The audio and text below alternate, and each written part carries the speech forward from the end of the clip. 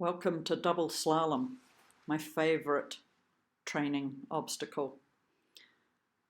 So we're looking here about turning and changing bend through the horse on a straight line, and then bending and traveling a curve with balance. So here we're coming up to a straight line, right leg. I want him to get ready to go right through his body without sideways displacement,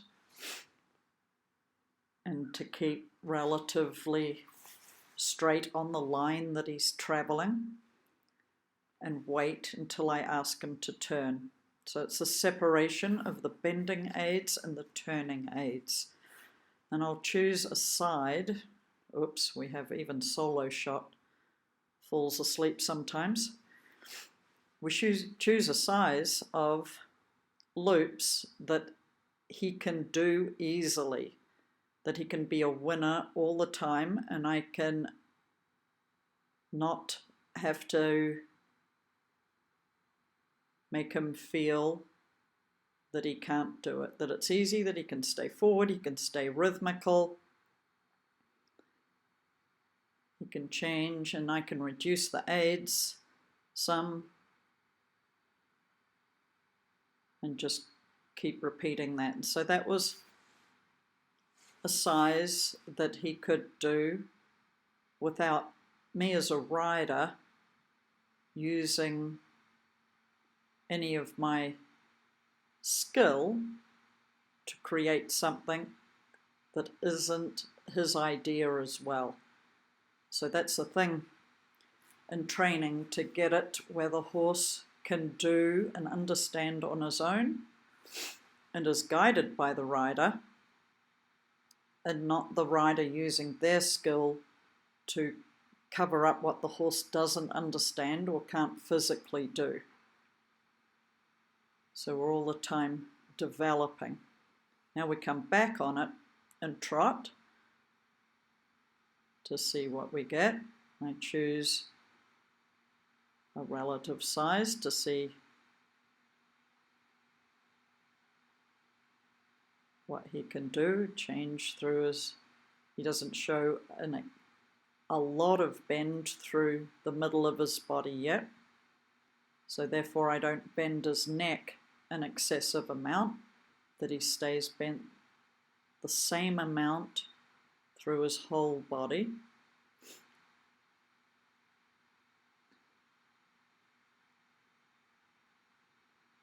And he manages to stay rhythmical.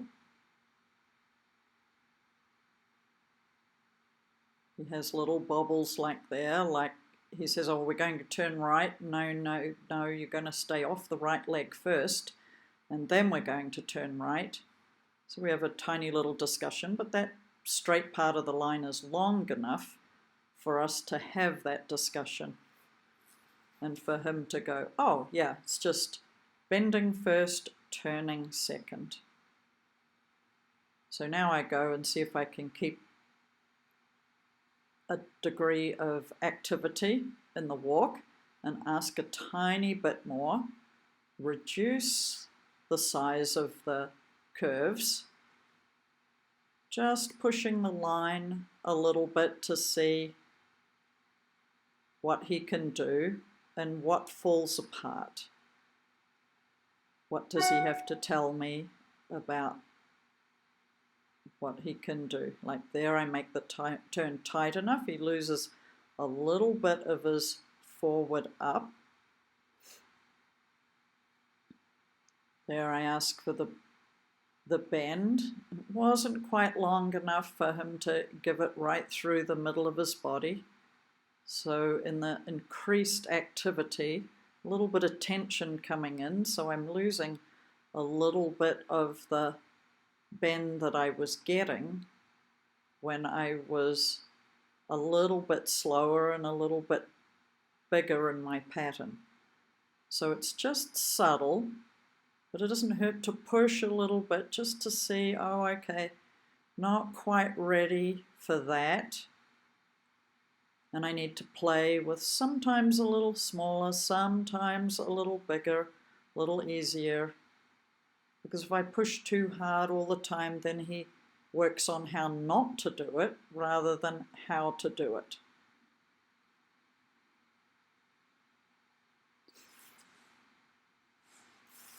And in its repetition, it'll get, as long as he's not troubled, he will get more generous, more understanding.